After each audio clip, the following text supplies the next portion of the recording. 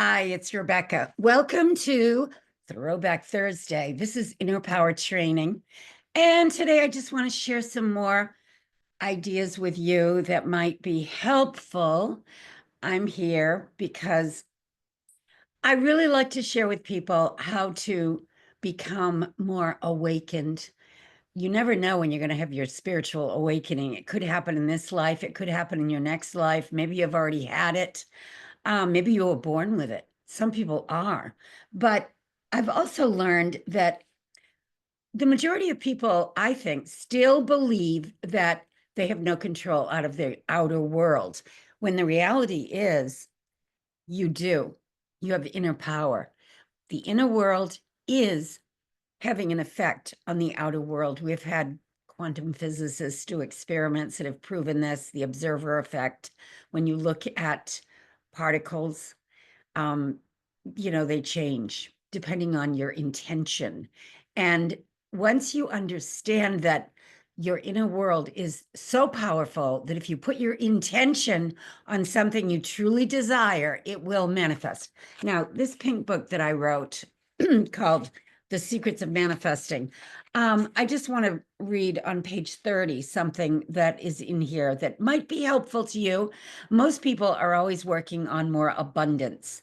We live in a very materialistic culture that needs money to survive. We need cash, we need assets sometimes in order to make our lives work. If we're running a business, we need to attract into our life the right circumstances, customers, people, whatever. But abundance, everyone craves it, yet many unknowingly repel it by focusing on scarcity. See, once again, I'm telling you, where your attention goes, your energy flows. So if you're focusing on scarcity instead of abundance every day and you're feeling stuck, you're not going to get yourself unstuck very fast. You need to work on it. One time I found myself drowning in debt. I had all kinds of credit card debt, and my income couldn't keep pace with what I owed. So I desperately needed to shift my mindset from lack to abundance. And I did this. I remember reading a wonderful article written by someone who did it, and it triggered me to do the same thing. This person was deeply in debt, and he decided to just focus on abundance every single day and forget about the credit card debt. Who cares about it?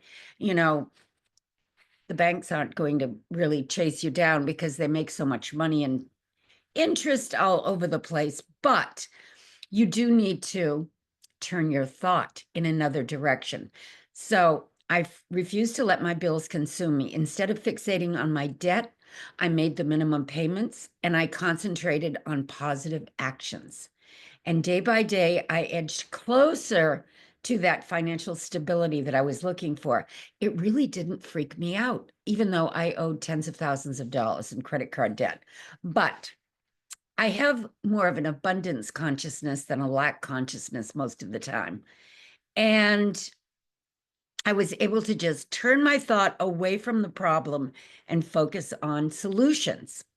And I kept telling myself, as I looked in the mirror every day, I would look into my eyes and say things like, I am successful.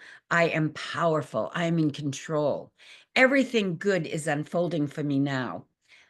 And just like that, the doors began to open. I was offered a position that paid me a lot more money than I had been making. And I was able to take the position, pay off most of the credit card debt, enjoy myself because I had a good time doing what I was offered to do. And I got that job doing it because I had a very positive mental attitude about it. I could feel myself doing what I was being asked to do. And it was like a win-win situation for everyone. I was happy. The people I worked with were happy. And we had a blast. Now, you need to constantly realize that you need to always be reinventing yourself. You know, a lot of people think, oh, I'm just going to retire and cruise into retirement age, old age, playing golf or traveling or doing something. Well, you can get pretty bored doing nothing or doing the same old routine every day. So it's always good to be passionate about something. That's where I have a lot of retired friends that seem to be kind of at a loss because even though they may have enjoyed their work and their life up to that point, now they really are looking at slowing down, going into kind of a retirement mode. But what are you going to do with yourself? You have to find something that you're passionate about. Maybe you really want to get into gourmet cooking or traveling to a certain destination. I remember one time I was flying with this older pilot. Pilots could fly after age 60 when I was a crew member, as long as they weren't in the left or the right seat. So I was on a 747, and the flight engineer was a pilot who wasn't young. I mean, he was over 60. That's not even old anymore, though, is it? Because it's not. I mean, I think 60 is like the new 40. But anyway, he and I were talking up in the cockpit. We were on our way to Japan or somewhere in Asia, flying over the Pacific Ocean. And he was telling me how every month he went to the Galapagos Islands. He loved it down there. And he would fly down and hang out there for a while and then go back home. Now he found his happy place. Everybody's different. I used to fly with another woman who was always commuting down to Barbados. She lived part-time in Barbados and then would be based in New York with me. Um, we had crew members that literally commuted from all over the world. You could do that because you could ride jump seat or take a pass and get on a jet and go to work.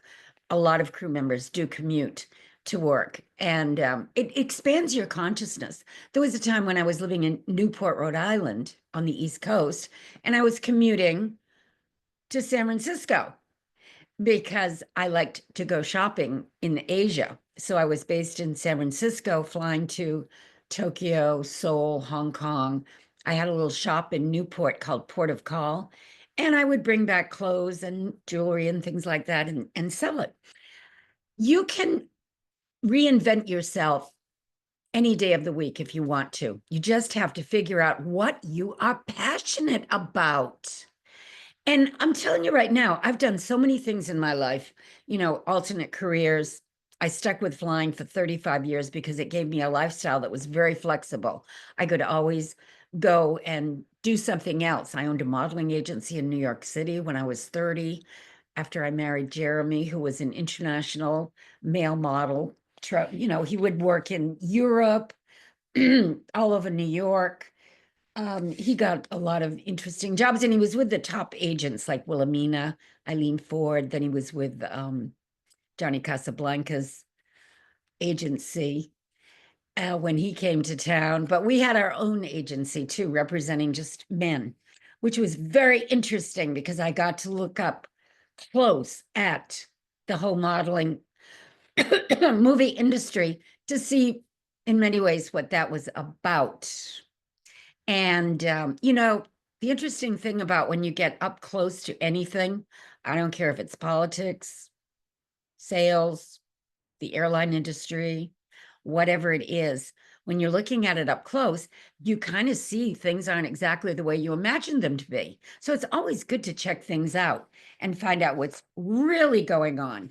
And, that's the reason the mainstream news is the way it is. Mainstream news realizes it can program people and keep them thinking a certain way. If you're into that, you can just get programmed every day of the week if you want to. But, ever since I was a little girl, I would ask questions like, why are we here? What is this all about? Why do we make the decisions that we make? That was the thing that really drove me crazy. Why do we choose to dress the way we do as women or men, or act the way we do in society, or behave the way we do? Where do we get our moral compass? How do we figure out what's right, what's wrong? Where did justice come from in the courts? I used to ask all these deep questions because I was curious. If you're curious about how things work, you will get answers and you will dig in. And if you dig in deeply to the way things work, you will come across the laws of metaphysics and you will learn that you can free yourself from being stuck in what we call the matrix, trapped in your mortal body, and you can expand your consciousness and go to that place where you can solve problems. And I mean, really solve them. Because I'm here to tell you, there is always a solution once you discover your inner power. Jesus came here and tried to teach people, and he did. You know, he left a lasting impression. And all the great teachers that have come to planet Earth have been saying the same thing. The power is within you.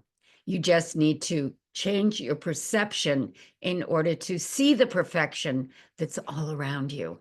It's all perfect. You just need to surrender to it, let it happen, and you will be given the pearl of great price.